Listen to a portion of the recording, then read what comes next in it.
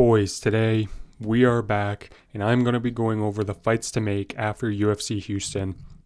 It's been a few days since the card happened. I looked at the rankings. I chefed up some good fights to make next, so let's get right into it. First up, I have Punahele Soriano going up against Kevin Holland. Now, I know Jacoby Smith called out Kevin Holland, but that was only that was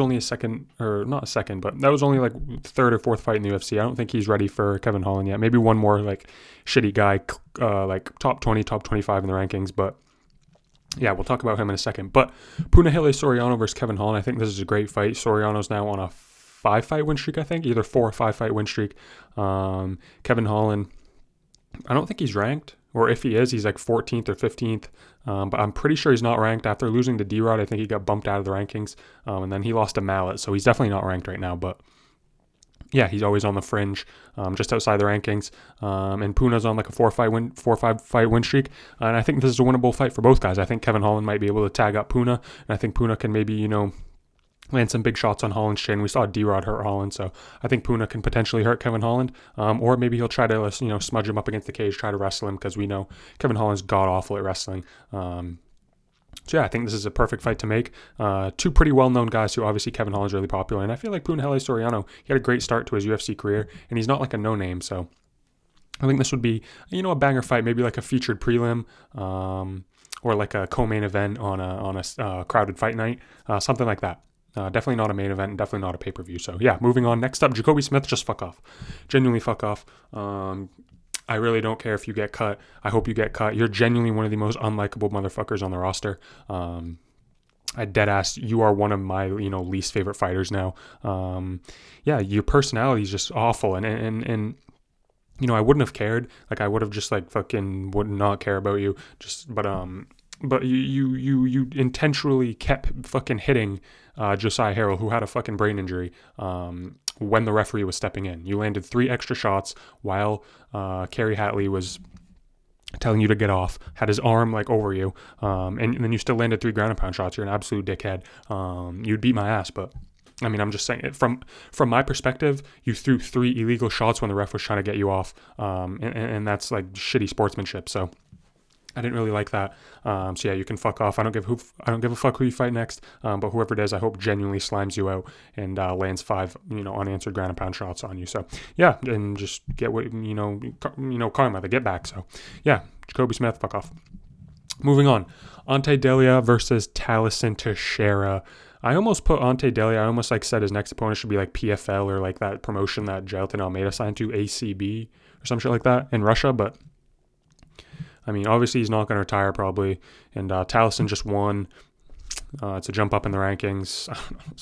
With these heavyweight matchups, bro, this division is so fucking cooked. It doesn't matter who fucking fights who. Like, Delio probably slime out Teixeira. And I don't know. Just fuck this division. Fuck heavyweight. Yeah, but this logically, I guess it makes sense. Delia just lost. He's lost 2 in a row. So yeah, give Talison a jump up. He just won. He's on a win streak, 1-fight win streak. So yeah, whoever wins this fight maybe gets like a top 6, top 7 guy. I don't know. This division's cooked. So moving on. I do have Sergey Spivak versus Alexander Volkov. Now, they've never fought each other, which is good because a lot of top-ranked heavyweights have fought each other, but this is a fresh matchup, and I know what you're saying. Sergey Spivak's ranked like 7th or 8th. Every time he gets in a huge fight with a big name, he loses, like Cyril Gane. He lost to Tom Aspinall. He lost to Jailton Almeida, which is a bad look, but he actually looked pretty decent in the Ante Delia fight. Delia is old as fuck, but yeah, these two haven't fought each other, and this is the only like fight that makes sense. You obviously have Aspinall as the champ. He might be out for a long time, but if he isn't, it's him versus Cyril. They have to run it back, or Cyril versus Alex Pereira if he moves up. Next up, you have Waldo versus Curtis Blades. Waldo called out Curtis Blades. I think that's a great fight. Then who else? You have Sergey Pavlovich versus Rizvan Kuniev. I think that's a fight that needs to happen. That's a fresh matchup. So I know this is a big jump up in the rankings, and I know Volkov is coming off a win, but I mean, it's like the only thing available. Like, we don't want to see fucking Tybura versus Spivak fucking 4 or 3 or whatever the fuck. Like, Volkov is coming off that controversial win against Jailton Almeida, which he could have lost. So I think this is perfect. And if Spivak wins, that's like a great win. I don't think he'll like fight for a title next or anything. I think he'll probably need to like one more. But Spivak on a 3-fight win streak, maybe he'll get a title shot. Who knows? But I think this is perfect matchmaking. They haven't fought each other like a lot of other top heavyweights. They've all fought each other, and everyone else pretty much has matchups, and I think this is a decent matchup. So yeah, do I think Spivak can beat Volkov? Probably not. I think Volkov's a step above, but maybe Spivak makes the fucking adjustments, could potentially wrestle Volkov, so that could be an angle for victory for him. But this fight makes sense in the heavyweight division. Moving on, the loser of the feature fight, Dan Ige. I was a little harsh on Dan Ige. I said I liked him as a person. He seems like a good guy, but he's one of the most overrated and boring fighters in UFC history. So yeah, he's going to be out of the rankings, or maybe he'll be 15th. And I think him versus Bryce Mitchell is a great matchup. I don't think they've ever fought, because Bryce Mitchell was at 45 and Ige's at 35. But Bryce Mitchell came down to 35, got a win versus Said Nurmagomedov, I think. Or some Nurmagomedov. He beat some Nurmagomedov in Abu Dhabi. And yeah, if he wins this fight, he'll get into the bantamweight rankings. Bryce Mitchell will. If Ige stays in the ranking, I think Ige will stay 15th or 14th. So this will be a jump up for Bryce Mitchell, get him into the bantamweight rankings. Two big names going against each other. I could see this being on a pay-per-view main card, even though the first fight on a pay-per-view, even though Ige doesn't deserve to be on a pay-per-view. I could see this as a feature fight on a crowded fight night. I could see this as a co-main on maybe an Apex fight. But yeah, two big names, a chance for Bryce Mitchell to get into the rankings. And yeah, a fight Dan Ige could win. Dan Ige could go out there and put a big right hand on Bryce Mitchell, which I don't think would happen. I think Mitchell would win this fight. Yeah, I think Ige could. I mean, it's like a 50-50 to me, or maybe a 65-35 in favor of Bryce Mitchell. But Ige could win. So yeah, this is a nice little fight. And I think I cooked in the bantamweight rankings, as you'll see with the next fight I made.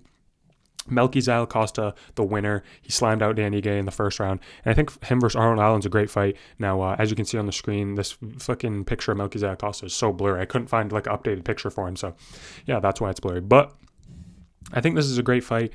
I matched up Arnold Allen with someone else after his 324 fight. I can't remember. Yeah, I can't remember who it was, but I did match him up with someone. Can't remember who was it against. I don't know, but who cares? Arnold Allen just kept coming off a loss. Melquizael Costa is going to be up in the rankings, probably 12th, 11th, around there.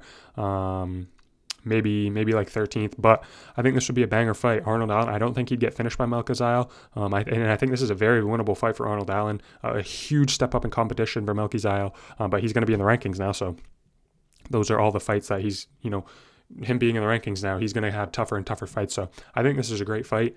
Melquizael versus Arnold Allen. I really don't have much to say. I'd honestly probably pick Arnold Allen. I think Arnold Allen's really good. He was close to winning that Gene Silva fight. So I do see Arnold Allen winning if they do make this fight.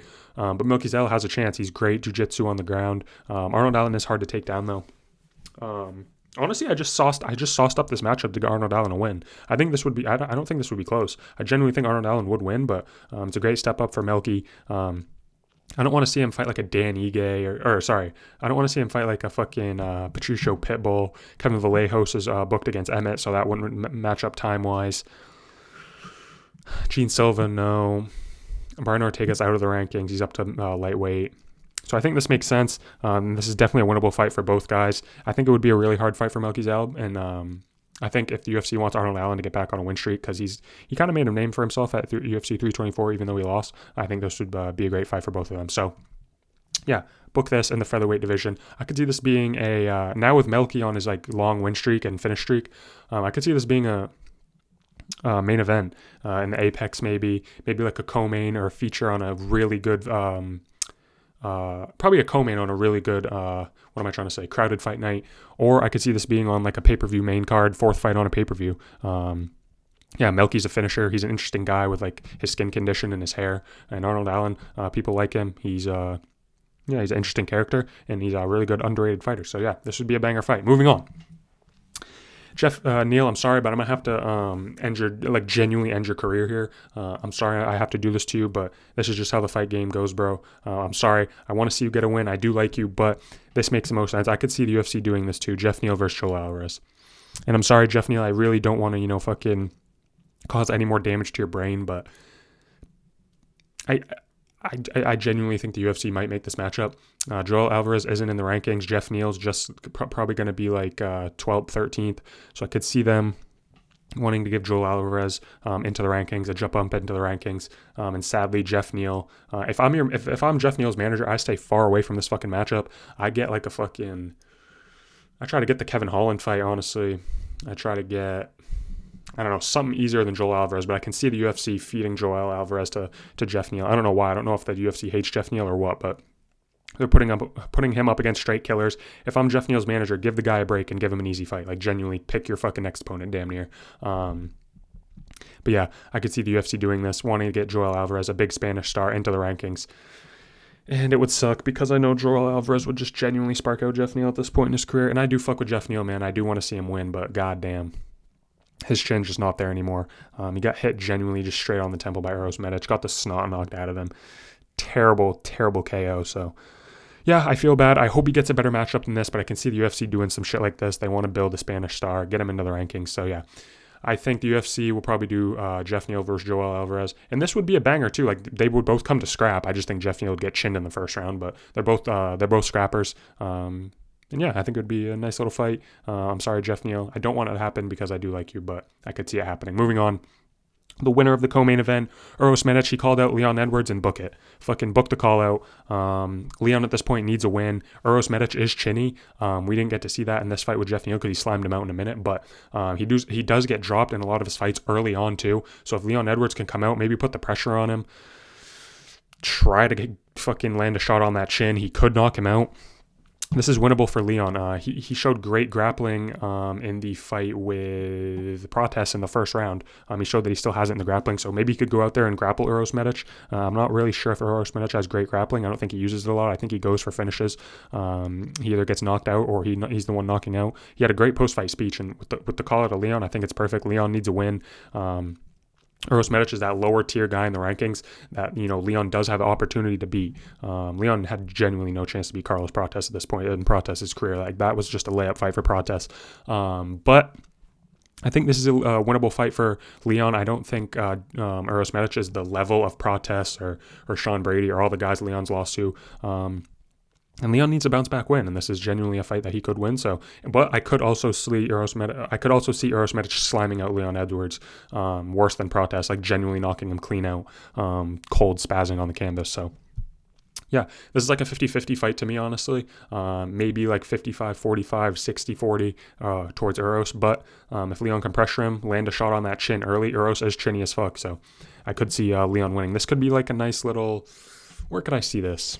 Maybe like a co-main, or this could honestly be a main event. I don't know if you main event fucking Leon at this point after like 4 straight losses, but I could see like this being like a fight on a pay-per-view, like 4th, 5th fight on a pay-per-view, maybe even like the 3rd fight, because Medic there's a fucking scrapper. I think they're going to try to get behind him. He's genuinely a scrapper. I fuck with Uros Medic heavy. Or I could see this being like a crowded event, co-main or main. Don't put this in the Apex. Uros Medic needs to be fighting in crowds. Genuinely, the guys I fuck with Uros Medic heavy. So, yeah, this fight makes a lot of sense. Moving on to the main event, loser. Book this fight. Book Anthony Hernandez versus RDR. They were supposed to fight in Vancouver October last year. Hernandez pulled out. Good, because I think RDR would finish him to the body. And I do think RDR would win this fight with knees to the body. Obviously, RDR versus Caio is happening in 2 weeks, March 7th, Charles Oliveira card. Oh my fucking God, I'm so excited, but I'm also so nervous for Charles, but that's a different video. Yeah, I think Caio Borralho probably beats RDR, probably by decision, I'd say. I think his striking, or maybe even by knockout. I think Caio Borralho, the speed probably is going to get RDR. But if RDR takes him down and clinches him, RDR's got great knees. So I don't know. I say the loser of RDR versus Caio versus Anthony Hernandez, and I do think RDR will lose right now. Maybe when the fight comes, I do a little bit more research. I will pick RDR to beat Caio, and then maybe we get like a Caio versus Anthony Hernandez. But I think the loser of Caio versus RDR fights Anthony Hernandez. I can't really trust Anthony Hernandez anymore, man. You fucking humiliated me on YouTube. You made me look like a dumbass. I said I could see Strickland winning to the body shot TKO because you are fucking horrible to the body. But I just thought you could fucking implement your takedowns. You made me look like a dumbass, man. I don't hate you for it, but I am salty a little. So I do think RDR would win this matchup based off clinched knees. Like, genuinely, RDR has great knees, and Anthony fucking Hernandez absolutely can't take up a shot to the body. So I think RDR would win this matchup. And yeah. Loser of Kyle RDR, I think it will be RDR, so book that fight. And this would be a nice little interesting grappling match, too, because both of these guys are grappling. Well, I don't know if Anthony Hernandez is a fucking grappler anymore. He barely grappled Sean Strickland, so fuck if I know, but these two are both grapplers, so it'd be maybe like a little fun grappling match between these two. But moving on, the main event winner, Sean Strickland. You got to do this fight. I don't like people just getting a one win and then getting a title shot after they've already had 2 attempts at the title recently and have lost. That's bullshit. But if you look at the fucking middleweight rankings, who else is going to get a title shot? Brendan Allen off another win. If they do Brendan Allen versus DDP, if Brendan Allen wins, then he deserves a title shot. But fucking other than that, there's no one really at middleweight that's fucking... If Dricus wins, I don't think you fucking put Dricus and Chimaev back in a fight after Dricus only has 1 win. Hernandez just lost. Kaio, RDR, no, not off fucking 1 win. They're both coming off losses, and they're going to fight each other. So whoever wins that's going to be only on a 1 fight. Like, genuinely, I don't like Sean only being on a 1 fight win streak and losing, and getting another opportunity at the belt so fast, but there's genuinely nothing else. And I don't think this fight will be next for Chimaev. I think Chimaev will fight Imavov, and then we get this fight maybe early next year in 2027, because Chimaev just doesn't fight. He just simply will fight 1 time a year. So yeah, I think this fight makes a lot of sense. Sean Strickland has great anti-grappling. I think Chimaev would win, but hey, I thought fucking Anthony Hernandez would take down Sean Strickland, and he couldn't, but I do think Chimaev is another level. I do think he would get Strickland to the ground, and I think he would toy with him on the ground. But hey, Strickland's proven me wrong once, so if he proves me wrong again, he's the GOAT. So, but I think this needs to be next. I do think Imavov versus Chimaev will happen, but then I think Chimaev will wait out till 2027 to fight. Maybe he moves up too, and maybe they get a vacant fucking title fight between Strickland and someone. But I think Sean Strickland should just wait for the title opportunity. I mean, there's no point in risking another fight. When you've got a history with Chimaev, it would be a great trash talking fucking build up. They have beef, so I think this is the perfect call. Strickland, you just wait out till Chimaev's ready. There's no point. You're a big star. You probably just made a lot of money, so you don't need to fight for money anymore. And yeah, this makes a ton of sense. Let me know what you guys think of my matchups in the comments. Thank you guys so much for watching. I'll have some videos about UFC Mexico coming out this week. Are they even still going to do it in Mexico with all the shit happening? I'm not even sure. But yeah, be on the lookout for those. Thank you guys so much for watching. I'll catch you guys in the next video. Peace.